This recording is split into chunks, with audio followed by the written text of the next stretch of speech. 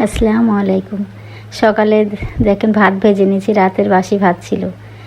ভাতগুলো ভেজে নিচ্ছি আমি। এভাবে ভাত ভাজা করে খেলে অনেক ভালো লাগে। পেঁয়াজ, মরিচ, রসুন আমি ভেজে নিয়েছি। তারপরে একটু কাঠ মশলা, এলাচ আর তেজপাতা দিয়ে আবারও ভেজে নিয়ে একটু ডিম ভেঙে দিলাম। দেখেন ডিমটাকে আমি একবার ঝুরি ঝুরি করে ভেজে নেব, সুন্দরভাবে ভেজে তারপরে ভাত দেবো।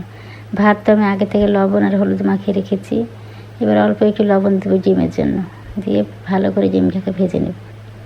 বাসি ভাত থাকলে হয় পেঁয়াজ মরিচ শুকনো মরিচ দিয়ে মেখে খাই, নাহলে ভাত ভেজে খাই। ভাত ভেজে খেতে আমার ছোটো ছেলেও পছন্দ করে, আমিও খুব ভালোবাসি, সেজন্য ভাতটা ভেজে নিয়েছি আজকে।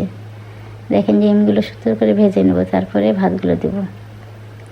সুন্দর করে ডিমটা তো ভাজা হয়ে গেছে। এবার আমি ভাতগুলো দিয়ে সুন্দর করে ভেজে নেব। ভাতগুলো অনেকক্ষণ ধরে অল্প আছে ভাজতে হবে, তাহলে ভাতগুলো সুন্দরভাবে ভাজা। বেশি জোরে জাল দিলে আবার শুকনো শুকনো হয়ে যাবে।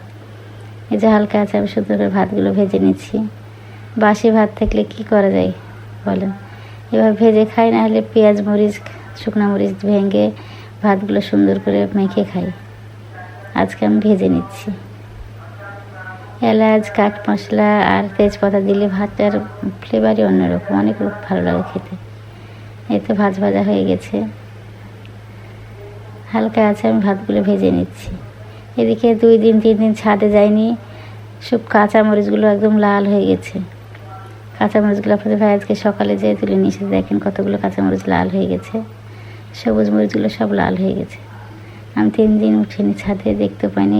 সন্ধ্যাবেলা আপনাদের ভাই আসে, দেখা হয় না। এই তো ভাতগুলো ভাজা হয়ে গেছে, এখন খেয়ে নেব। অনেক টেস্টি হয়েছিল ভাতগুলো, অল্প লবণ দিয়ে ভেজে নিয়েছি। আসসালামু আলাইকুম।